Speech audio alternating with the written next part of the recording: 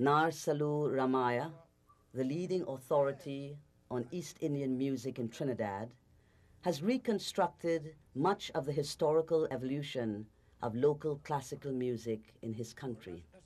Now, the earliest names in dance singing, as you call it, classical singing, as we know it in Trinidad, the earliest names were Firamat.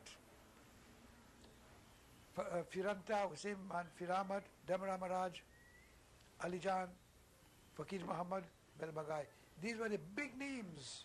And they were singing at the turn of the century, the first and second and third decades. All these singers, classical singers, their background, English education was not much, they didn't have much of it, only up to the elementary stage. But in Hindi, well, all right. How would they learn about music? How would they learn to sing it through Praimsingh? That's the big paradox in Trinidad. They never been to a school, they never been trained in Indian music, they never been tutored in Indian music, but they were able to put over singing their songs with such skill and precision, such dexterity in their music. Later on, Hemant Kumar came in the 60s, I think, and some other artists from India came, and they heard the local boys singing. They were very, very much amazed, and they wanted to find out where did they get their education, their music education. We told them nowhere. They developed it within themselves, and they learned it from their elders.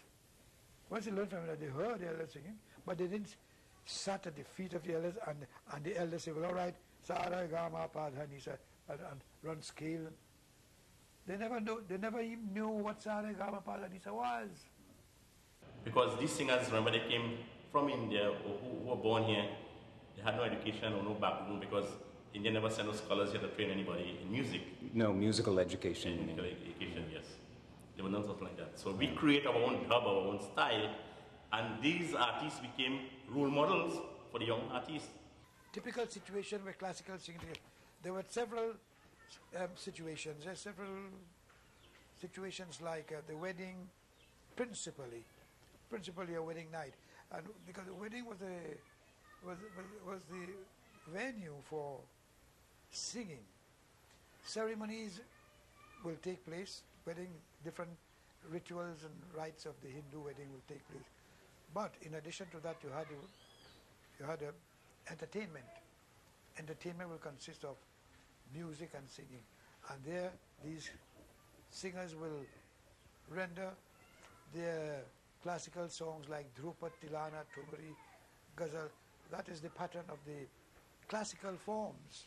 Today in Indo-Caribbean society, Hindu weddings are still the most important venue for dancing.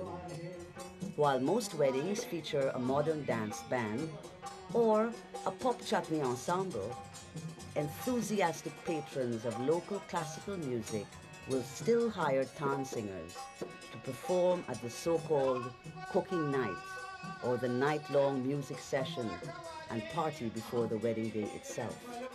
Friends and neighbors come to enjoy the feast and listen to the dance singers.